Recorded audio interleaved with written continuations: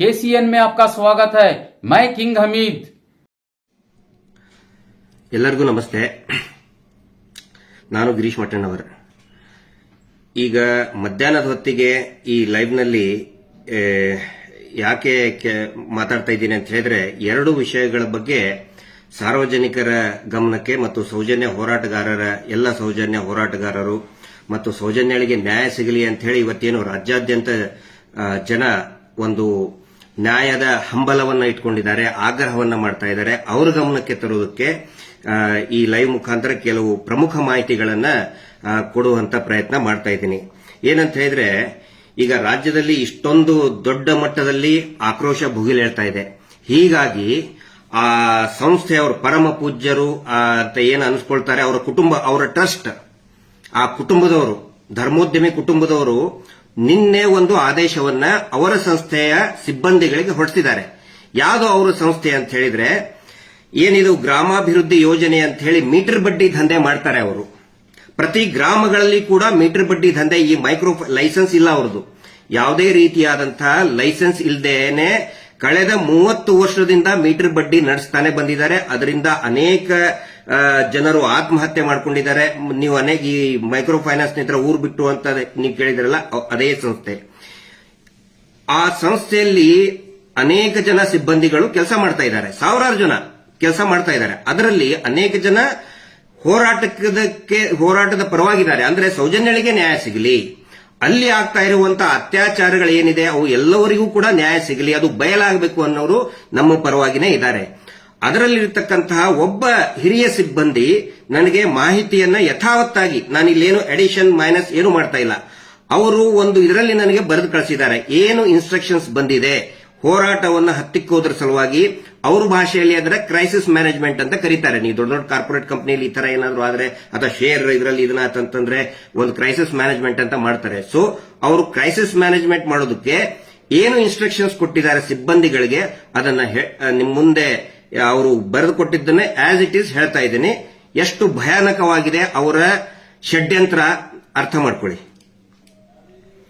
ಗ್ರಾಮಾಭಿವೃದ್ಧಿ ಯೋಜನೆಯ ಎಲ್ಲಾ ಯೋಜನಾಧಿಕಾರಿಗಳಿಗೆ ಎಫ್ಎಸ್ ಅಂದ್ರೆ ಅವ್ರದ್ದು ಫೀಲ್ಡ್ ಆಫೀಸರ್, ಅವರು ಫೀಲ್ಡ್ ಸೂಪರ್ವೈಸರ್, ಆನಂತರ ಸೇವಾ ಪ್ರತಿನಿಧಿ ಎಸ್ಪಿ ಅಂತ ಕರೀತಾರೆ, ಜನಗಳು ಎಸ್ಪಿ ಅಂತಾರೆ, ಪೊಲೀಸ್ ತಿಳ್ಕೊಳ್ಳಿ ಅಂತ ಆ ರೀತಿ ಮಾಡಿದ್ದಾರೆ. ಮತ್ತು ಎಸ್ಪಿ ಸೇವಾ ಪ್ರತಿನಿಧಿಗಳಿಗೆ 1ನೇ ಪಾಯಿಂಟ್, ನಿಮ್ಮ ವ್ಯಾಪ್ತಿಯ ಎಲ್ಲಾ ಹಿಂದೂ ಧಾರ್ಮಿಕ ಮಠ ಮಂದಿರಗಳ ವಿಳಾಸ, ಧಾರ್ಮಿಕ ಮುಖಂಡರು, ಸ್ವಾಮೀಜಿಗಳು ಮತ್ತು ಕಚೇರಿ ಸಿಬ್ಬಂದಿಗಳು, ಅಂದ್ರೆ ಎಲ್ಲಾ ಮಠಕ್ಕೂ ಕೂಡ ಒಂದು ಕಚೇರಿ ಇರ್ತದಲ್ಲ, ಆಫೀಸ್ ಇರ್ತದಲ್ಲ, ದೇವಸ್ಥಾನಕ್ಕೂ ಕೂಡ ಒಂದು ಟ್ರಸ್ಟ್ ಅಥವಾ ಏನೋ ಒಂದು ಆಫೀಸ್ ಇರ್ತದೆ. ಆ ಕಚೇರಿ ಸಿಬ್ಬಂದಿಗಳ ದೂರವಾಣಿ ಮೊಬೈಲ್ ಸಂಖ್ಯೆಯನ್ನು ಪಡೆದು ತುರ್ತಾಗಿ ಮುಖ್ಯ ಕಾರ್ಯಾಲಯ ಯೋಜನೆ ಧರ್ಮಸ್ಥಳಕ್ಕೆ ಕಳಿಸುವುದು. ಅಂದ್ರೆ ನಿಮ್ಮ ಏರಿಯಾದೊಳಗೆ ಯಾರ್ಯಾರು ಹಿಂದೂ ಧಾರ್ಮಿಕ ಮುಖಂಡಿದ್ದಾರೆ ಅವ್ರ ನಂಬರ್ ತಗೊಳ್ಳಿ, ಮತ್ತೆ ನಿಮ್ಮ ಏರಿಯಾದಲ್ಲಿ ಯಾವ್ದಾವ್ದು ಮಠಗಳಿದೆ, ಸಣ್ಣದೋ ದೊಡ್ಡದೋ ವಾಟ್ ಎವರ್, ಯಾವ್ದು ಮಠದ್ದು ನಂಬರ್ಗಳನ್ನ ತಗೊಳ್ಳಿ, ಅಲ್ಲಿ ಸ್ವಾಮೀಜಿಗಳ ನಂಬರ್ ತಗೊಳ್ಳಿ, ಮತ್ತು ಅಲ್ಲಿಯ ವಿಳಾಸವನ್ನ ತಗೊಂಡು ನಮ್ಮ ಮುಖ್ಯ ಕಾರ್ಯಾಲಯಕ್ಕೆ, ಯೋಜನೆಯ ಮುಖ್ಯ ಕಾರ್ಯಾಲಯ ಅಂತ ಹೇಳಿದ್ರೆ ಅದು ಇರುವುದು ಧರ್ಮಸ್ಥಳದಲ್ಲಿ, ಅಲ್ಲಿ ತುರ್ತಾಗಿ ಕಳಿಸುವುದು 1ನೇದ್ದು. 2ನೇ ಇನ್ಸ್ಟ್ರಕ್ಷನ್ಸ್ ಏನಂತ ಹೇಳಿದ್ರೆ, ನಿಮ್ಮ ಕಾರ್ಯವ್ಯಾಪ್ತಿಯಲ್ಲಿಯ, ಅಂದ್ರೆ ಇವ್ರ ಸಿಬ್ಬಂದಿಗಳ ಕಾರ್ಯವ್ಯಾಪ್ತಿ ಇದೆಯಲ್ಲ, ಅಲ್ಲಿ ನಿಮ್ಮ ವ್ಯಾಪ್ತಿಯಲ್ಲಿಯ ಹಿಂದೂ ಮುಖಂಡರ ಜೊತೆಗೆ ಆ ಮಠ ಹಾಗೂ ಮಂದಿರಗಳಿಗೆ ಕನಿಷ್ಠ 10 ಜನ ವಿದಿನ್ ಬ್ರಾಕೆಟ್ನಲ್ಲಿ, ಅಂದ್ರೆ ನೀವು 10 ಜನ ಹೋಗಿ ಅಲ್ಲಿ ತೆರಳಿ ಅಲ್ಲಿಯ ಸ್ವಾಮೀಜಿಗಳಿಗೆ ಖಾವಂದರನ್ನು ಬೆಂಬಲಿಸುವಂತೆ ಮನವರಿಕೆ ಮಾಡುವುದು. ಅಂದ್ರೆ ಇಲ್ಲಿ ಹೋರಾಟಕ್ಕೆ ಕೊಡಬೇಡ್ರಿ, ಖಾವಂದರಿಗೆ, ಇವರು ಟ್ರಸ್ಟ್, ಇವರು ಏನು ಬಿರುದಾಂಕಿತ ಇದಾರಲ್ಲ ಅವ್ರನ್ನ ಬೆಂಬಲಿಸಿ ಅಂತ ನೀವು 10 ಜನ ಹಿಂದೂ ಮುಖಂಡರನ್ನ ಕರ್ಕೊಂಡೋಗಿ ಈ ಬೆಂಬಲಿಸಿ ಅಂತ. ಇದರ ಅರ್ಥ ಏನಂತ ಹೇಳಿದ್ರೆ, ನಮ್ಮ ಒಳಗಡೆ ನಾವು ಜಗಳಾಡ್ಕೊಂತಿರ್ಬೇಕಿಲ್ಲಿ. ಅವ್ರು ಏನ್ ಹೇಳಿಕೊಟ್ಟಿದ್ದಾರೆ, ಇನ್ನು ಫೋನಲ್ಲಿ ಹೇಳಿದ್ದಾರೆ, ಇದು ಬರೀ ಅವ್ರು ಕಳ್ಸದಂತ ಇನ್ಸ್ಟ್ರಕ್ಷನ್. ಫೋನಲ್ಲಿ ಏನ್ ಹೇಳಿದ್ದಾರೆ, ಅವ್ರು ಹೇಳಬೇಕಂತೆ, ಹೋಗಿ 10 ಜನ ಹಿಂದೂ ಮುಖಂಡರು ಹೋಗಿ ಮಠದ ಸ್ವಾಮೀಜಿಗಳಿಗೆ ಹೋಗಿ ಹೇಳಬೇಕಂತೆ, ಅಲ್ಲಿರ್ತಕ್ಕಂಥ ಗುರುಗಳಿಗೆ ಹೇಳಬೇಕಂತೆ, ನೋಡಿ ಇದು ಮುಸ್ಲಿಮರು ಮಾಡ್ತಾ ಇರೋ ಷಡ್ಯಂತ್ರ, ನೀವು ಅವ್ರ ವಿರುದ್ಧ ಹೇಳಿಕೆ ಕೊಡಿ. ಈಗ ನನ್ನ ವಿರುದ್ಧ ಹೇಳಿಕೆ ಕೊಡಬೇಕು, ಸಮೀರ್ ವಿರುದ್ಧ ಹಿಂದೂ ಎಲ್ಲರೂ ಕೂಡ ಎದ್ದು ಮಾತಾಡಬೇಕು, ಮತ್ತೆ ಮುಖ್ಯವಾಗಿ ಮಹೇಶ್ ಶೆಟ್ಟರ್ ವಿರುದ್ಧ ಮಾತಾಡಬೇಕು. ಅಂದ್ರೆ ನಮ್ಮ ಒಳಗಡೆ ಕಚ್ಚಾಡಬೇಕು, ಇಷ್ಟೇ ಅದ್ರದ್ದು ಇದನ್ನಿದು. 3ನೇ ಪಾಯಿಂಟ್, ಇದುವರೆಗೆ ಧರ್ಮಸ್ಥಳ ಯೋಜನೆ ಟ್ರಸ್ಟ್ ನಿಂದ ಎಷ್ಟು ಮಠ ಮಂದಿರಗಳಿಗೆ ಧನ ಸಹಾಯ ನೀಡಿದೆ, ಅಂದ್ರೆ ಇವು ಸಹಾಯ ಮಾಡಿದಾರಂತೆ, ಕೊಟ್ಟಿದ್ದಾರೆ 50,000, 10,000, 1 ಲಕ್ಷ. ಇದುವರೆಗೆ ಧರ್ಮಸ್ಥಳ ಯೋಜನೆ ಟ್ರಸ್ಟ್ ನಿಂದ ಎಷ್ಟು ಮಠ ಮಂದಿರಗಳಿಗೆ ಧನ ಸಹಾಯ ನೀಡಿದೆ ಎನ್ನುವುದನ್ನು ಪಟ್ಟಿ ಮಾಡಬೇಕೀಗ. ಎಷ್ಟು ದುಡ್ಡು ಕೊಟ್ಟಿವಿ ಅಂತ ಹೇಳಿ ಮಾಡಿ ಪರಮ ಪೂಜ್ಯರಿಗೆ ಬೆಂಬಲಿಸಲೇಬೇಕು ಎಂದು ಒತ್ತಾಯಿಸುವುದು. ಗೊತ್ತಾಯ್ತಾ ಯಾಕೆ ದುಡ್ಡು ಕೊಡ್ತಾ ಇದ್ದಾರೆ ನಿಮಗೆ? ಯಾಕೆ ಮಂದಿರಗಳಿಗೆ ನಾವು ನೋಡ್ರಿ, ನಾವು ದೇವಸ್ಥಾನಕ್ಕೆ ಇಷ್ಟು ಕೊಟ್ವಿ, ದಕ್ಷಿಣ ಕನ್ನಡ ಜಿಲ್ಲೆಯಲ್ಲಿ ಬ್ರಹ್ಮ ಕಳಶಕ್ಕೆ ನಾವು ಇಷ್ಟು ದುಡ್ಡು ಕೊಟ್ವಿ, ನಾವು ಅದಕ್ಕೆ ಇಷ್ಟು ದುಡ್ಡು ಕೊಟ್ವಿ, ಯಾಕೆ ಕೊಟ್ರು ಅಂತ ದಯವಿಟ್ಟು ಈಗ ಅರ್ಥ ಮಾಡ್ಕೊಳ್ಳಿ. ಯಾರ್ಯಾರಿಗೆ ಇವ್ರು ದುಡ್ಡು ಕೊಟ್ಟಾರಲ್ಲ ಅವರು ಇವರಿಗೆ ಬೆಂಬಲಿಸಲೇಬೇಕು ಅಂತ ಒತ್ತಾಯ ಮಾಡ್ಬೇಕಂತೆ. ವ್ಯಾಪಾರ ಅಲ್ವಾ ಇದು? ಆಮೇಲೆ ಸಹಾಯ ಮಾಡಿದಾರಂತೆ. ಹೇಳೋದೇನು ನಾವು ದಾನ ಧರ್ಮ ಮಾಡ್ತೀವಿ ಅಂತೇಳಿ, ಈಗ ಹೇಳೋದು ಸಹಾಯ. ಎಲ್ಲರ ಸಲುವಾಗಿ ಸಹಾಯ ಮಾಡಿದ್ದಾರೆ, ಅರ್ಥ ಮಾಡ್ಕೊಳ್ಳಿ. ಆನಂತರ ಆ ಕಚೇರಿಗಳ ವ್ಯವಸ್ಥಾಪಕರು ಅಂದ್ರೆ ಮ್ಯಾನೇಜರ್ ಖಜಾಂಚಿಗಳ ಮೊಬೈಲ್ ಸಂಖ್ಯೆ, ದೂರವಾಣಿ ಸಂಖ್ಯೆಗಳನ್ನು ರವಾನಿಸತಕ್ಕದ್ದು. ಯಾಕೆ ಬೇಕಪ್ಪ ನಿಮಗೆ? ಅದು ಆ ದೇವಸ್ಥಾನದ್ದು ಏನು ಮ್ಯಾನೇಜರ್ದು, ಖಜಾಂಚಿದು, ಟ್ರಸ್ಟಿ ಇದ್ದೇ ಇರ್ತಾರೆ. ಅಂದ್ರೆ ಏನು ಖಜಾಂಚಿ ಇದ್ದೇ ಇರ್ತಾರೆ, ಟ್ರೆಜರರ್. ಅವ್ರ ನಂಬರ್ ಯಾಕೆ ಬೇಕು? ಅವ್ರ ಅಕೌಂಟೆಂಟ್ ನಂಬರ್ ಎದಕ್ಕೆ ಬೇಕು ನಿಮಗೆ? ಅರ್ಥ ಆಗತ್ತಿದು. ಇಷ್ಟು ಒಂದು 3 ಪಾಯಿಂಟ್ನ ಆಮೇಲೆ ಗಂಭೀರ ಅಂತ ಹೇಳಿ, ಅಂದ್ರೆ ಇವರೆಲ್ಲದಕ್ಕೂ ಕೂಡ ಗಂಭೀರ ಅಂತ ಯಾಕೆ ಬರೀತಾರೆ ಅಂತ ಹೇಳಿ ಇಮಿಡಿಯೇಟ್ ಆಗಿ ಇದನ್ನ ರೆಸ್ಪಾಂಡ್ ಮಾಡ್ಬೇಕಂತ ಹೇಳಿ, ತುರ್ತಾಗಿ ಮಾಡ್ಬೇಕಂತ ಹೇಳಿ.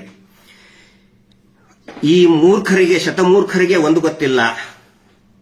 ಯಾವತ್ತಿಗೂ ಕೂಡ ನಮ್ಮ ರಾಜ್ಯದ ಅಥವಾ ದೇಶದ ಯಾವುದೇ ಮಠಮಾನ್ಯಗಳು ಅತ್ಯಾಚಾರದಂತಹ ಪ್ರಕರಣ ಬಂದಾಗ ಅತ್ಯಾಚಾರಿಗಳ ಪರವಾಗಿ ನಿಂತಹ ಒಂದೇ ಒಂದು ಉದಾಹರಣೆ ಇಲ್ಲ. ಸ್ವಾಭಿಮಾನಿ ಸಂಸ್ಥೆಗಳು ಅವು.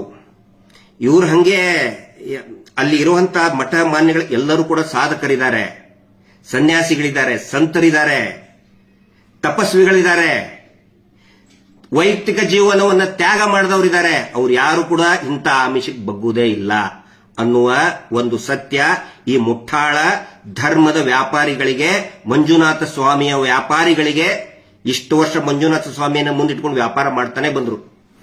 ಮತ್ತೆ ಇದೇ ಧರ್ಮೋದ್ಯಮಿಗಳು, ಇದೇ ರಾಜ್ಯಸಭಾ ಸದಸ್ಯರು ಏನ್ ಹೇಳಿದ್ರು ಅನೇಕ ವರ್ಷಗಳ ಹಿಂದೆ, ಎಲ್ಲಾ ರಾಜಕಾರಣಿಗಳಿಗೆ ಒಂದು ಆಫರ್ ಏನ್ ಕೊಟ್ಟಿದ್ರು ಅಂತ ಹೇಳಿದ್ರೆ, ನೋಡಿ ನೀವು ಮಠದಲ್ಲಿ ಯಾಕೆ ದುಡ್ಡು ಕೊಡ್ತೀರಿ, ಯಾಕೆ ಸ್ವಾಮೀಜಿಗಳಿಗೆ ದುಡ್ಡು ಕೊಡ್ತೀರಿ, ಅದೇ ದುಡ್ಡು ನಮ್ಮಲ್ಲಿ ಈ ಮೀಟರ್ ಬಡ್ಡಿ ದಂಧೆ ಮಾಡ್ತೀವಲ್ಲ, ಈ ನಮ್ದು ಗ್ರಾಮಾಭಿವೃದ್ಧಿ ಯೋಜನೆಯಲ್ಲಿ ಹಾಕಿ ನಿಮಗೆ ಒಂದು 2-5% ಬಡ್ಡಿ ಮೇಲೆ ಕೊಡ್ತೇವೆ ಅಂದಿದ್ದಕ್ಕೆ ಯಾರು ಕೂಡ ಇವತ್ತು ಮಠಮಾನ್ಯಗಳಿಗೆ ದುಡ್ಡು ಕೊಡ್ತಾ ಇಲ್ಲ. ಎಲ್ಲರೂ ಕೂಡ ಬಡ್ಡಿ ದಂಧೆ ಮಾಡೋದಕ್ಕೆ ಇವ್ರಿಗೆ ಹಾಕ್ತಾ ಇದ್ದಾರೆ.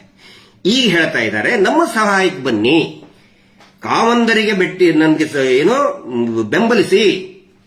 ಅಂದ್ರೆ ನಾವೇ ಕಚ್ಚಾಡ್ಬೇಕಿಷ್ಟೇ, ನಾವೇ ಕಚ್ಚಾಡ್ಕೊಂತ ಹೋಗ್ಬೇಕು. ಆದ್ರೆ ಒಂದು ಗೊತ್ತಿರಲಿ, ನಾನು ಕೂಡ ಮಠದ ಆಶ್ರಯದಲ್ಲಿ ಬೆಳೆದವನು. ನಾನು ಏನಾದ್ರೂ ಇಷ್ಟು ಜ್ಞಾನ ಬಂದಿದೆ ಅಂತ ಹೇಳಿದ್ರೆ ಒಂದು ಮಧ್ಯಮ ವರ್ಗದಲ್ಲಿ ಇದ್ದಂಥವನು, ಕೆಳ ಮಧ್ಯಮ ವರ್ಗದ ಬಂದಂಥವನು. ನಾನು ಇಷ್ಟು ಮೇಲೆ ಬಂದಿದ್ದೀನಿ ಅಂತ ಹೇಳಿದ್ರೆ, ನಮ್ಮ ಪರಿವಾರ, ನಮ್ಮ ತಮ್ಮನು ಕೂಡ ಮೇಲೆ ಬಂದಿದ್ದಾನೆ ಅಂತ ಹೇಳಿದ್ರೆ, ನಮ್ಮ ಅಣ್ಣನೂ ಕೂಡ ಮೇಲೆ ಬಂದಿದ್ದಾನೆ. ನಾವೆಲ್ಲರೂ ಕೂಡ ಮಠದ ಆಶ್ರಯಗಳಲ್ಲಿ ಬಂದಂಥವ್ರು, ನಾವು ಓದದಂಥವ್ರು, ನಮಗ್ ಗೊತ್ತಿದೆ. ಯಾರು ಕೂಡ ಈ ಆಮಿಷಕ್ಕೆ ಬಲಿಯಾಗುವುದಿಲ್ಲ. ಈ ಪ್ರಯೋಗವನ್ನ ಈಗ ಯಾರು ಹೊಸಬರಿಗೆ ಈಗ ಸ್ಟಾರ್ಟ್ ಮಾಡ್ತಾರೆ, ಆಲ್ರೆಡಿ ಸ್ಟಾರ್ಟ್ ಮಾಡಿದ್ದಾರೆ ಅವರು. ಬೇರೆ ಬೇರೆ ಮಠ ಸ್ವಾಮೀಜಿಗಳು ಹೋಗೋದು ನೋಡಿ, ಇವ್ರು ಸುಳ್ಳು ಹೇಳ್ತಾ ಇದ್ದಾರೆ, ಹಂಗೆ ಹಿಂಗೆ ಅಂತ ಹೇಳಿ. ಈ ಪ್ರಯೋಗವನ್ನ ಅವರೆಲ್ಲರ ಗಮನಕ್ಕೂ ನಾನು ತರಕ್ಕೆ ಇಚ್ಛೆ ಪಡ್ತೀನಿ. 1.5 ವರ್ಷದ ಹಿಂದೆ ಯಾವಾಗ ಸಂತೋಷ್ ರಾವ್ ಖುಲಾಸೆ ಆದ, ಅಂದ್ರೆ ಆರ್ಡರ್ ಬಂತು ಕೋರ್ಟಿಂದ ಅವನು ಅಪರಾಧಿ ಅಲ್ಲ ಅಂತ, ಅವಾಗಲೂ ಕೂಡ ದೊಡ್ಡ ಮಟ್ಟದ ಹೋರಾಟ ಭುಗಿಲೇಳ್ತದೆ. ದಕ್ಷಿಣ ಕನ್ನಡ ಜಿಲ್ಲೆಯಲ್ಲಿ, ಉಡುಪಿಯಲ್ಲಿ ಮಹೇಶ್ ಶೆಟ್ಟಿ ತಿಮ್ಮರೋಡಿ ಅವರ ಒಂದು ನೇತೃತ್ವದಲ್ಲಿ ಅವಾಗ ಏನ್ ಮಾಡಿದ್ರು, ಇವ್ರು ಯಾರ್ಯಾರಿಗೆ ಬ್ರಹ್ಮ ಕಳಶಕ್ಕೆ, ಯಾವ್ಯಾವ ದೇವಸ್ಥಾನಕ್ಕೆ ಬ್ರಹ್ಮ ಕಳಶಕ್ಕೆ ಇದಕ್ಕೆ ದುಡ್ಡು ಕೊಟ್ರಲ್ಲ ಎಲ್ಲರಿಗೂ ಪತ್ರ ಬರೆದ್ರು. ನೀವು ಸೌಜನ್ಯ ಹೋರಾಟಕ್ಕೆ ಮಹೇಶ್ ಶೆಟ್ಟಿ ತಿಮ್ಮರೋಡಿ ಬೆಂಬಲಿಸೋದಕ್ಕೆ ನೀವು ಹೋಗಬಾರದು ಅಂತ ಪತ್ರ ಬರೆದ್ರು. ಆಗ ಅಲ್ಲಿರ್ತಕ್ಕಂಥ ಜನ ತೀರ್ಮಾನ ಮಾಡಿದ್ರು, ಸೌಜನ್ಯ ನಮ್ಮ ಮನೆ ಮಗಳು, ಅತ್ಯಾಚಾರದಂತ ಪ್ರಕರಣ ಇದು, ನಾವು ಮಹೇಶ್ ಶೆಟ್ಟಿ ತಿಮ್ಮರೋಡಿ ಅವ್ರ ಜೊತೆಗೆ ನಿಂತ್ಕೊಳ್ತೇವೆ, ಸೌಜನ್ಯ ನ್ಯಾಯ ನಮಗೆ ಬೇಕಪ್ಪ, ನಮಗೆ ಅವ್ರ ಪರವಾಗಿ ಇವ್ರ ಪರವಾಗಿ ಅಲ್ಲ, ನಮಗೆ ನ್ಯಾಯ ಬೇಕು ಅಂತ ಹೇಳಿ ಯಾರು ಕೂಡ ಈ ಪರಮ ಪೂಜ್ಯ ಬಡ್ಡಿ ಪೂಜ್ಯರನ್ನ ಮೀಟರ್ ಬಡ್ಡಿ ದಂಧೆ ಮಾಡತಕ್ಕಂತಹ, ಲೈಸೆನ್ಸ್ ಇಲ್ಲದೆ ಮೀಟರ್ ಬಡ್ಡಿ ಮಾಡತಕ್ಕಂತಹ ಇವ್ರನ್ನ ಯಾರು ಬೆಂಬಲಿಸಲಿಲ್ಲ. ಅವಾಗೇ ಏಟ್ ಬಿದ್ದಿದೆ ಅವರಿಗೆ, ಅವಾಗೇ ಪಾಠ ಕಲಿಬೇಕಾಗಿತ್ತು. ಒನ್ಸ್ ಅಗೇನ್ ಸೇಮ್ ಅದೇ ಟೆಕ್ನಿಕ್ ಯೂಸ್ ಮಾಡ್ತಾ ಇದ್ದಾರೆ. ಇದನ್ನ ನಾನು ಸಾರ್ವಜನಿಕರ ಗಮನಕ್ಕೆ ತರ್ತಾ ಇದ್ದೀನಿ. ನಮ್ಮ ಉದ್ದೇಶ ಇಷ್ಟೇ ನೋಡಿ, ಇದರಲ್ಲಿ ಯಾವುದೇ ರೀತಿಯಾದಂತಹ ಕಲಹಗಳು ಆಗಬಾರ್ದು, ಗ್ರಾಮಗಳಲ್ಲಿ ಕಲಹಗಳು ಆಗಬಾರ್ದು. ಇವ್ರು ಮಾಡ್ಕೊಂತಾನೆ ಬಂದ್ರು. ಇವ್ರು ಮೀಟರ್ ಬಡ್ಡಿ ದಂಧೆ ವಾರ ಕಟ್ಟಲಿಲ್ಲ ಅಂತ ಹೇಳಿದ್ರೆ ಆ ಜಾತಿಗೆ ಈ ಜಾತಿ, ಈ ಜಾತಿಗೆ ಆ ಜಾತಿ ಕಟ್ಟಿ ಹೊಡೆದಾಡ್ತಾನೆ ಬಂದ್ರು. ಇವ್ರ ಕೆಲಸ ಅದೇ, ಎಲ್ಲರನ್ನು ಕಚ್ಚಾಡಿಸಬೇಕು, ಹೊಡೆದಾಡಿಸಬೇಕು, ತಾವು ಸೇಫ್ ಆಗಿರಬೇಕು. ಈಗ ಈ ಸೌಜನ್ಯ ಪ್ರಕರಣದ ನ್ಯಾಯ ಕೇಳಕತ್ ಮೇಲೆ ಈ ಒಂದು ತಂತ್ರಗಾರಿಕೆಯನ್ನ ಮಾಡ್ತಾ ಇದ್ದಾರೆ. ತಮ್ಮ ಗಮನಕ್ಕೆ ತರ್ತಾ ಇದ್ದೀನಿ. ಇನ್ನು ಕೆಲವೊಂದಿಷ್ಟು ಜನ ಯೂಟ್ಯೂಬರ್ಸ್ಗೆ ಬನ್ನಿ ಧರ್ಮಸ್ಥಳಕ್ಕೆ ಅಂತ ಹೇಳಿ ಬಂದು ಏನೇನೋ ಆಮಿಷವನ್ನ ಒಡ್ಡುವಂತ ಕೆಲಸನೂ ಕೂಡ ಮಾಡ್ತಾ ಇದ್ದಾರೆ. ಮಹೇಶ್ ಶೆಟ್ಟಿ ತಿಮ್ಮರೋಡಿ ಏನು ರೌಡಿ ಶೀಟರ್ ಅಂತೆ ಆದಂತೆ, ಆಮೇಲೆ ನಾನೇನೋ ಎಷ್ಟೋ ಆಸ್ತಿ ಮಾಡ್ಕೊಂಡಿದ್ದೀನಂತೆ, ಬಾಂಬ್ ಬಿಟ್ಟವನಂತೆ, ಬೇಕಾದನ್ ಹೇಳಿ ಇವರು. ಬಾಂಬ್ ಎಸ್ಐ ಅಂತಂದ್ರೆ ನನ್ನ ಬ್ರ್ಯಾಂಡ್ ಅದು, ನಾನೇನದಕ್ಕೆ ಮುಜುಗರ ಪಟ್ಕೊಳ್ಳಲ್ಲ. ಮಹೇಶ್ ಶೆಟ್ಟಿ ತಿಮ್ಮರೋಡಿ ಅವರು ಹೇಳ್ತಾರಲ್ಲ, ಇವತ್ತೊಬ್ಬವನು ಲೈಸೆನ್ಸ್ ಇಲ್ಲದ ಚಾನಲ್ ಅವ್ನು ಹೇಳ್ತಾ ಇದ್ದಾನಲ್ಲ, ಅವಾಗ ಹೇಳಿದ್ದನ್ನ ಈಗ ರಿಪೀಟ್ ಮಾಡ್ತಾ ಇದ್ದಾರೆ. ಎಷ್ಟೋ ದುಡ್ಡು ಬಂತು, 1 ಕೋಟಿ ಎಲ್ಲಿಂತ್ರ ಆಸ್ತಿ ಮಾರಿದ್ದಾರೆ ಅವರು. ಹೋರಾಟದ ಸಲುವಾಗಿ ಅವರ ಸ್ವಂತ ಆಸ್ತಿಯನ್ನ ಮಾರಿದ್ದಾರೆ. ಇನ್ನೊಬ್ಬರ ಕಡೆ ಅಂತ ತಗೊಳ್ಳೋದು ದೂರ ಉಳಿತು. ಬರೀ ಸುಳ್ಳು ಅಪಪ್ರಚಾರ ಮಾಡ್ಕೊಂತ ಹೋಗ್ತಾ ಇದ್ದಾರೆ. ಅವರ ಆಸ್ತಿ ಮಾಡಿದ ದುಡ್ಡದು ವೈಟ್ ಅಮೌಂಟ್ ನಲ್ಲೇ ತಗೊಳ್ತಿದ್ದಾರೆ. ಏನಾದ್ರು ಕ್ಯಾಶ್ ಇವ್ರು ಹಂಗೆ ವಾರ ನಗದಿ ತಗೋತಾರಲ್ಲ, ಹಂಗ್ ತಗೊಂಡಿಲ್ಲ ಅವರು. ಪ್ರಾಮಾಣಿಕರು ಇದ್ದಿದ್ದಕ್ಕೇ ಅಕೌಂಟ್ ಅಲ್ಲಿ ತಗೊಂಡಿದ್ದಾರೆ ಅವರು. ಇಲ್ಲ ಅಂತಂದ್ರೆ ಏನೋ ವಸೂಲಿ ಮಾಡಿದ್ರೆ ಕ್ಯಾಶ್ ಅಲ್ಲಿ ತಗೋತಾ ಇದ್ರು. ಹಿಂಗಾಗಿ ಅಕೌಂಟ್ ಅಲ್ಲಿ ತಗೊಂಡಿದ್ದಾರೆ, ಅವರು ಆಸ್ತಿ ಮಾರಿದ್ದಾರೆ. ಆಮೇಲೆ ನನ್ನ ಬಗ್ಗೆ ಆಗ್ಲಿ ಅಥವಾ ಇನ್ನು ಸಮೀರನ ಬಗ್ಗೆ ಆಗ್ಲಿ ನೋಡಿ, ವಾಟ್ ಎವರ್ ಏನೇ ಇದ್ರೆ ಅದಕ್ಕೆ ಸಂಬಂಧಪಟ್ಟಂತ ಇಲಾಖೆ ಇದೆ. ನಾನು ದುಡ್ಡು ಹೆಂಗ್ ಮಾಡ್ತೇನೋ, ನನ್ ಬಂಗಾರದ ಗಣಿ ಐತೆ ಅಂತ ಹೇಳ್ತೇನಪ್ಪ. ನಾನು ಬಂಗಾರದ ಗಣಿ ಐತೆ ನಂದು, ಅದನ್ನ ಕೇಳಕ್ ಇದಾರೆ ಇಲಾಖೆದವ್ರು ಇದಾರೆ, ಉತ್ತರ ಕೊಡ್ತೀವಿ. ಸೌಜನ್ಯ ಬಗ್ಗೆ, ಅಲ್ಲಿ ನಡೆದಂತ ಕೊಲೆ ಬಗ್ಗೆ ಅದ್ರ ಬಗ್ಗೆ ಮಾತಾಡಿ, ನೀವು ಅದ್ರ ಬಗ್ಗೆ ಉತ್ತರ ಕೊಡಿ ಅಂತ ಹೇಳಿ ನಮ್ಮ ಬಗ್ಗೆ ಪ್ರಶ್ನೆ ಹೇಳ್ತೀರಿ. ಯಾರ ಪ್ರಶ್ನೆ ಹೇಳಿ, ಸಂಬಂಧಪಟ್ಟಂತ ಇಲಾಖೆಯವ್ರು ಹೇಳಿ ಉತ್ತರ ಕೊಡ್ತೀವಿ. No worries. ಆನಂತರ ನಾವು ಏನು ಪ್ರಯತ್ನ ಮಾಡ್ತಾ ಇದೀವಿ, ಅನೇಕ ಜನ ಯೂಟ್ಯೂಬರ್ಗಳು ಮಾಹಿತಿಯನ್ನ ಕೇಳ್ತಾ ಇದ್ದಾರೆ, ಆಸಕ್ತಿ ಇರುವಂತವ್ರು ಸುಮಾರು ಜನ ಕೇಳ್ತಾ ಇದ್ದಾರೆ. ಅದಕ್ಕೆ ನಾವು ನಮ್ಮ ಕಡೆಯಿಂದ ಒಂದು ಏನು ಪ್ರಯತ್ನ ಆಯ್ತು, ಎಲ್ಲಾ ದಾಖಲೆಗಳನ್ನು ಒಟ್ಟಾಗಿ ಒಂದು QR ಕೋಡ್ ಅಂತ, ಸ್ಕ್ಯಾನ್ QR ಕೋಡ್ ಅಂತ ಮಾಡಿದ್ವಿ. ಬರೀ 12 ತಾಸಿನಲ್ಲಿ ನಿನ್ನೆ 2.5 ಲಕ್ಷ ಜನ ಅದನ್ನ ಸ್ಕ್ಯಾನ್ ಮಾಡ್ಕೊಂಡ್ರು, ಡಾಕ್ಯುಮೆಂಟ್ಸ್ ತಗೊಂಡ್ರು. ಇವತ್ತು ಬೆಳಗ್ಗೆವರೆಗೆ 5 ಲಕ್ಷ ಜನ ಅದಕ್ಕೆ ಎಂಟ್ರಿ ಆಗಿದ್ದಾರೆ. ಯೂಶುವಲಿ ಮೋರ್ ದನ್ 10,000 ಅಂದ್ರೆ ಪ್ರಾಪರ್ ಆಗಿ ಅದು ಇದನ್ನ ವರ್ಕ್ ಆಗಲ್ಲ. ಅಂತದ್ರಲ್ಲಿ 5 ಲಕ್ಷ ಜನ ಅದನ್ನ QR ಕೋಡ್ ಸ್ಕ್ಯಾನ್ ಮಾಡಿ ಡಾಕ್ಯುಮೆಂಟ್ಸ್ ತಗೊಂಡಿದ್ದಾರೆ. ನಮ್ಮ ಪ್ರಯತ್ನ ಏನಂತ ಹೇಳಿದ್ರೆ ನೋಡಿ, ಸುಮಾರು ಜನ ಈಗ ಹೊಸದಾಗಿ, ಈ ಮುಂಚಿನ ಎಲ್ಲ ನಾವು ಹೇಳ್ತಾನೆ ಬಂದ್ವಿ, ಹೊಸಬರಿಗೆ ಅನೇಕ ಡೌಟ್ಗಳು ಇದೆ ಮತ್ತು ಡೌಟ್ಗಳು ಇರಬೇಕು. ಆ ಸಂಶಯಗಳನ್ನ ನಾವು ಸ್ವಾಗತ ಮಾಡ್ತೀವಿ. ಎಷ್ಟೋ ಜನ ನಮಗೆ ಪ್ರಶ್ನೆ ಕೇಳ್ತಾರೆ, ಹೆಲ್ದಿ ಪ್ರಶ್ನೆಗಳನ್ನ ಕೇಳ್ತಾ ಇದ್ದಾರೆ, ವಿ ವೆಲ್ಕಮ್. ಅದ್ರ ಸಲುವಾಗಿ ಏನೇನು ದಾಖಲೆಗಳಿದೆ ಎಲ್ಲಾ ದಾಖಲೆಗಳನ್ನು ಒಟ್ಟಾಗಿ, ಇನ್ನೂ ಕೂಡ ಅನೇಕ ದಾಖಲೆಗಳನ್ನ ಅದರಲ್ಲಿ ಆಡ್ ಮಾಡಬೇಕು. ಫಾರ್ ಎಕ್ಸಾಂಪಲ್, ಇವು ಸಿಸಿ ಕ್ಯಾಮೆರಾ ಇಲ್ಲ ಅಂತ ಏನೇನು ಹೇಳ್ತಾ ಇದ್ದಾರಲ್ಲ, ನಿನ್ನೆ ಸ್ವತಃ SP ದಕ್ಷಿಣ ಕನ್ನಡ ಜಿಲ್ಲೆ ಆಗಿಂದು, ಈಗಿಂದಲ್ಲ, ಅವಾಗ ಅಭಿಷೇಕ್ ಗೋಯಲ್ ಅಂತ ಹೇಳಿ SP ಒಬ್ಬ IPS ಅಧಿಕಾರಿ ಇದ್ರು. ಅವರು ಸಿಸಿ ಕ್ಯಾಮೆರಾ ಇದೆ ಅಂತ ಹೇಳಿ ಸೌಜನ್ಯ ಘಟನೆ ನಡೆದು ಸಂತೋಷ್ ರಾವ್ನ ಇವರು ಅರೆಸ್ಟ್ ಮಾಡಿದ ಮೇಲೆ, ಅವ್ರ ಜೇನು ಹಿಡಿದು ಕೊಟ್ರಲ್ಲ ಆ ರೇಪಿಸ್ಟ್ಗಳು, ಅದಾದ ಮೇಲೆ ಒಂದು ದೊಡ್ಡ ಪ್ರತಿಭಟನೆ ಇದನ್ನಾಗಿತ್ತು. ಅವಾಗ ಸ್ವತಃ SP ಅಭಿಷೇಕ್ ಗೋಯಲ್ ಸಾಹೇಬ್ರೆ ಹೇಳಿದ್ದನ್ನ, ಅಲ್ಲಿ 2 ಸಿಸಿ ಕ್ಯಾಮೆರಾ ಇತ್ತು, ಅದನ್ನ ನಾವು ವೆರಿಫೈ ಮಾಡ್ತಾ ಇದ್ದಿದ್ದನ್ನ ತೋರಿಸಿದೀವಿ. ಇದುವರೆಗೂ ಕೂಡ ಅದು ಯಾರಿಗೂ, ಅಂದ್ರೆ ಬೇರೆ ಬೇರೆ ಸಭೆಯಲ್ಲಿ ನಾವು ಹೇಳಿದ್ದೇವೆ, ಹಿಂದೆ 1 ವರ್ಷದ ಹಿಂದೆ ಅನೇಕ ಸಭೆಗಳಲ್ಲಿ ಹೇಳಿದೀವಿ. ಬಟ್ ಹೊಸ ಏನು ವ್ಯೂವರ್ಸ್ ಇದ್ದಾರೆ ಅವರಿಗೆ ಗೊತ್ತಾಗಲಿ ಅಂತ ಹೇಳಿ ನಾವು ಅದನ್ನ ತೋರಿಸಿದೀವಿ. ಸೊ ಡೌಟ್ ಕೇಳಿ, ನಾವು ಅದನ್ನ ಸಂಶಯ ಪಡಬೇಕು. ಯಾಕಂದ್ರೆ ಇಟ್ ಇಸ್ ಕ್ರಿಮಿನಲ್ ಅಫೆನ್ಸ್ ಬಗ್ಗೆ ಇರುವಂತದ್ದು. ಡೌಟ್ಗಳು ಸಹಜವಾಗಿರ್ತವೆ. ಎಲ್ಲರಿಗೂ ಕೂಡ ಆ ಡೌಟ್ ಕ್ಲಿಯರ್ ಮಾಡ್ಕೊಳ್ಳಿ ಅಂತ ಹೇಳಿ ಎಲ್ಲಾ ಡಾಕ್ಯುಮೆಂಟ್ಸ್ ಒಟ್ಟಾಗಿ ಒಂದು QR ಕೋಡ್ ಅಲ್ಲಿ ಹಾಕುವಂತ ಪ್ರಯತ್ನ ನಾವು ಮಾಡ್ತಾ ಇದ್ರೆ, ಇವ್ರು ಏನ್ ಮಾಡ್ತಾ ಇದ್ದಾರೆ, ಆ QR ಕೋಡ್ ಅನ್ನ ಹ್ಯಾಕ್ ಮಾಡಿ ಅದರಲ್ಲಿ ಸೌಜನ್ಯಾಳ ಫೋಟೋವನ್ನ ಡಿಲೀಟ್ ಮಾಡ್ಸಕ್ ನೋಡ್ತಾ ಇದ್ದಾರೆ. ಯಾಕೆ ಹಿಂಗ್ ಮಾಡ್ತಾ ಇದ್ದಾರೆ ಅಂತ ಹೇಳಿದ್ರೆ ಅದಕ್ಕೊಂದು ಪ್ರಮುಖ ಕಾರಣ ಇದೆ. ಆಸ್ ಪರ್ ಇದರ ಏನೋ IPC ಮತ್ತೆ ಈಗ ಇದರಲ್ಲಿನೂ ಕೂಡ ಇದೆ, ಏನೋ BNS ನಲ್ಲಿನೂ ಕೂಡ ಇದೆ. ಅತ್ಯಾಚಾರದ ವಿಕ್ಟಿಮ್ ಏನಿರ್ತಾರೆ, ರೇಪ್ ವಿಕ್ಟಿಮ್ ಏನಿರ್ತಾರೆ, ಅವರ ಫೋಟೋವನ್ನ, ಆ ನಂತರ ಎಸ್ಪೆಷಲಿ ವಿದಿನ್ 18 ಇಯರ್ಸ್ ಏನಿರ್ತಾರೆ, ಆ ಫೋಟೋವನ್ನ ಸಾರ್ವಜನಿಕವಾಗಿ ಪ್ರದರ್ಶನ ಮಾಡಬಾರದು ಅಂತ ಒಂದು ರೂಲ್ಸ್ ಇದೆ. ಬಹುಶಃ ಎಲ್ಲರಿಗೂ ಕೂಡ ಗೊತ್ತಿರಬಹುದು. ಅತ್ಯಾಚಾರಿಗಳು ಏನ್ ಮಾಡ್ತಾ ಇದ್ದಾರೆ, ಆ ಕಾನೂನನ್ನು ಯೂಸ್ ಮಾಡ್ತಾ ಇದ್ದಾರೆ ಅವರು ಬಚಾವಾಗೋದಕ್ಕೆ. ಇದಕ್ಕೆ ಆಸ್ ಅ ರೆಮಿಡಿ 1 ವರ್ಷದ ಹಿಂದೆನೆ ಸೌಜನ್ಯಾಳ ತಾಯಿ ಕುಸುಮಾವತಿಯವರು ಮತ್ತು ಅವರ ತಂದೆ, ಆಗ ಜೀವಂತ ಇದ್ದಂತ ಅವರ ತಂದೆ ಚಂದಪ್ಪ ಗೌಡ್ರು ಇಬ್ಬರೂ ಸೇರಿ ಒಂದು ಅಫಿಡವಿಟ್ ಅನ್ನ ಕೊಟ್ಟಿದ್ದಾರೆ. ಏನು ಅಂತ ಹೇಳಿದ್ರೆ, ನೋಡಿ, ನನ್ನ ಮಗಳ ನ್ಯಾಯಕ್ಕೋಸ್ಕರ ನನ್ನ ಮಗಳ ಭಾವಚಿತ್ರ ಯಾರು ಬೇಕಾದರೂ ಉಪಯೋಗ, ಹೆಸರು, ಫೋಟೋಗಳನ್ನ ಮತ್ತು ವಿಡಿಯೋಗಳನ್ನ, ಆ ಟೈಮ್ನಲ್ಲಿ ವಿಡಿಯೋ ಮಾಡಿ ಡೆಡ್ ಬಾಡಿ ಅದನ್ನ ಯಾರು ಬೇಕಾದರೂ ಕೂಡ ಉಪಯೋಗ ಮಾಡ್ಕೋಬಹುದು ಅಂತ ಅಫಿಡಾವಿಟ್ ಕೊಟ್ಟಿದ್ದಾರೆ. ಇದು ಎಲ್ಲರ ಗಮನಕ್ಕಿರಲಿ. ಇವ್ರೇನ್ ಮಾಡ್ತಾ ಇದ್ದಾರೆ, ಮಿಸ್ಟರ್ ಪರಮ ಬಡ್ಡಿ ಪೂಜ್ಯರ ನಿಜವಾದ ಅತ್ಯಾಚಾರಿ ಕುಟುಂಬದವ್ರು ಏನ್ ಮಾಡ್ತಾ ಇದ್ದಾರೆ, ಆ ಕಾನೂನನ್ನ ಅವರು ಉಪಯೋಗಿಸ್ಕೊಂಡು ಅವರು ಹೆದರ್ಕೊಂಡು ಬಚಾವಾಗೋದಕ್ಕೆ ಆದೇಶವನ್ನ ಎಲ್ಲಾ ತಾಲೂಕಾಧಿಕಾರಿಗಳಿಗೆ, ಕಾರ್ಪೊರೇಷನ್ಗೆ ನೋಡಿ ಪೋಸ್ಟರ್ ಹಾಕ್ತಾ ಇದ್ದಾರೆ. ಇವರು ಇದು ಕಾನೂನಿದೆ, ಅತ್ಯಾಚಾರದ ವಿಕ್ಟಿಮ್ ಅದರ ಫೋಟೋ ಹಾಕಬಾರ್ದು ಅಂತೇಳಿ ಅವರು ಅದನ್ನು ದುರ್ಬಳಕೆ ಮಾಡ್ತಾ ಇದ್ದಾರೆ.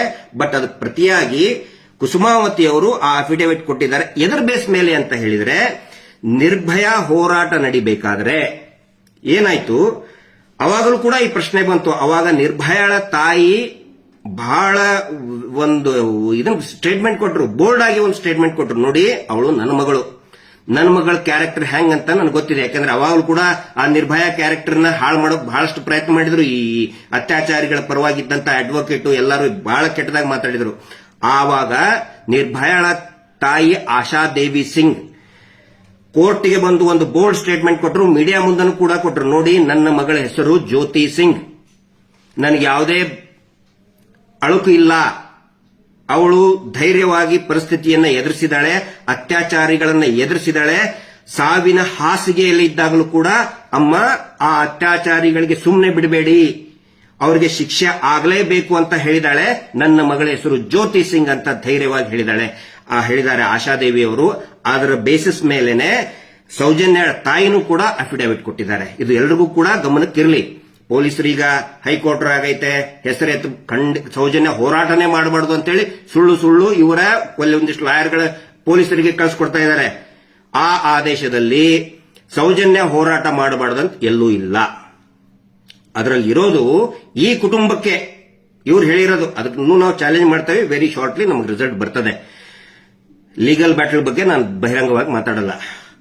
ಆ ಆದೇಶದಲ್ಲಿ ಸೌಜನ್ಯ ಹೋರಾಟ ಮಾಡಬೇಕಾದ್ರೆ ಯಾರು ಕೂಡ ಈ ಭಯಂಕರ ಅಗದಿ ಏನು ವಿಶ್ವವಿಖ್ಯಾತ ಕುಟುಂಬದ ಹೆಸರು ತಗೋಬೇಡಿ, ಅವರಿಗೆ ಬೈಬೇಡಿ ಅಂತ ಹೇಳಿದೆ. ಇಷ್ಟೇ ಇರೋದು. ಹಿಂಗಾಗಿ ಯಾರು ಬೇಕಾದರೂ ನ್ಯಾಯಕ್ಕೆ ಆಗ್ರಹಿಸಿ ಧರ್ಮಸ್ಥಳದಲ್ಲಿ ಒಂದು ಪುಣ್ಯಕ್ಷೇತ್ರ, ಶ್ರೀ ಕ್ಷೇತ್ರ, ಪವಿತ್ರ ಕ್ಷೇತ್ರದ ಅಂಗಳದಲ್ಲಿ ನಡೆದಂತಹ, ಅಲ್ಲಿರುವಂತಹ ಆ ಮಾನವರಿಂದ ನಡೆದಂತಹ ಕುಕೃತ್ಯಕ್ಕೆ ನ್ಯಾಯ ಸಿಗಬೇಕು, ತನಿಖೆ ಆಗಬೇಕು ಅಂತ ಹೇಳಿ ಯಾರು ಬೇಕಾದರೂ ಪ್ರತಿಭಟನೆ ಮಾಡಬಹುದು, ಆಗ್ರಹ ಮಾಡಬಹುದು.